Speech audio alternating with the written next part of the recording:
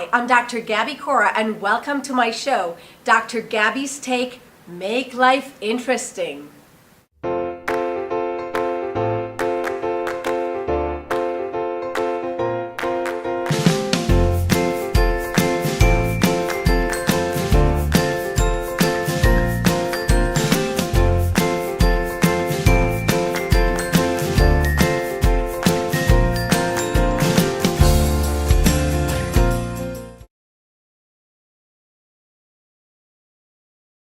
One of the things that I've found in terms of having the option to pick up, let's say, an English-speaking card or a Spanish one is the diversity of options. Mm-hmm. So then if I know that someone is bilingual, I can play with either one. Exactly. And there's Spanglish cards out there too. Which are maybe even funnier. Yes. 'Cause Yes. we know many people of Hispanic descent kind of invent their own mix. Yes, it's very true. And it's very funny because Yes. no conversation ends up being purely one language at all. Is there any other myth that you can think about that surprised you? In working with groups of people or with the companies along your how many years now that you've been working with? 25. So it's been a while. Yes. It's been a while. Is there anything else that you found is an interesting myth that you need to Dispel? Yes. Yes, there probably is. That all Hispanics look alike. This one doesn't look Hispanic. And this one, it's so funny because they have, many, not all, American companies and from CEOs down to account managers, have an idea of who and what this Hispanic consumer looks like. And brown hair, brown skin, etc. And they're completely mistaken because Hispanics can be Asian, Hispanics can be blonde, Hispanics can be anything because it's an ethnicity. It's not a race. It's a compilation of races. So when people hear me speak Spanish, they're like, it's a surprise. It's a big surprise because they're like, oh my God, and I always say, cara de gringa, alma hispana, I look like a gringa, but it's a Hispanic. My heart is Hispanic inside here. So and then it comes out in the language and then also in the culture as well. You can see that I use my hands a lot. And you're mentioning something very interesting. There are some people of Hispanic descent who may have been raised in the States, but they feel Hispanic too. Mm-hmm. So their English is perfect, mm-hmm. but their Spanish has a bit of an English accent, but they feel Hispanic too.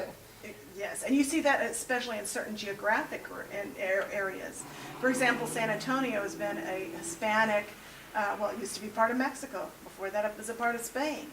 And so the Mexican community is very large. It makes up almost 52%, I think, of the population of San Antonio. But many of those are 4th and 5th generation Hispanics.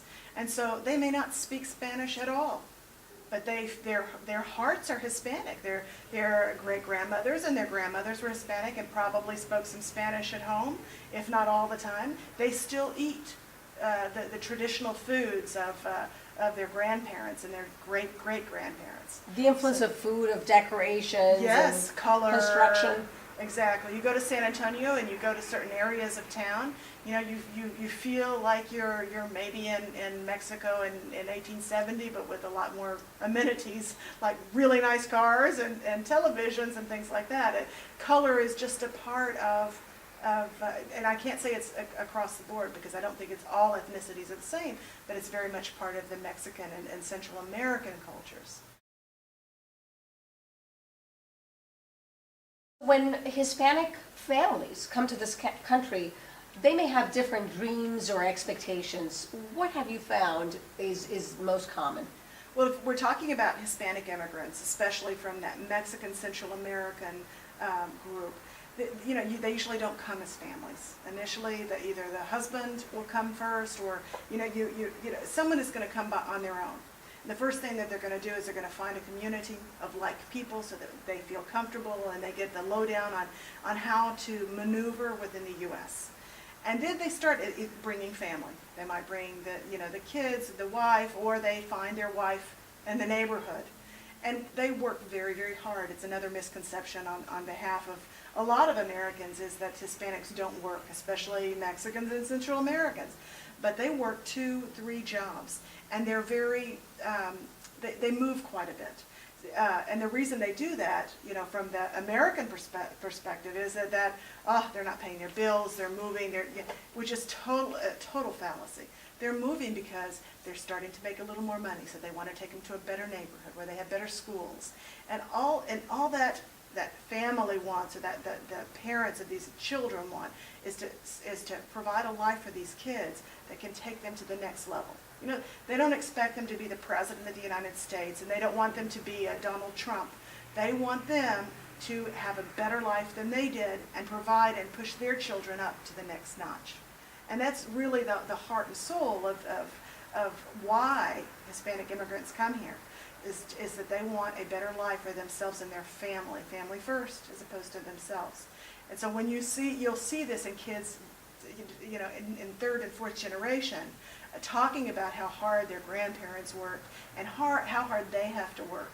And you see the pride in their eyes, for example, of a second generation Hispanic kid who gets a college degree. He may be the first, or she may be the first to get their high school diploma, because in Mexico you only have to go to school through eighth grade.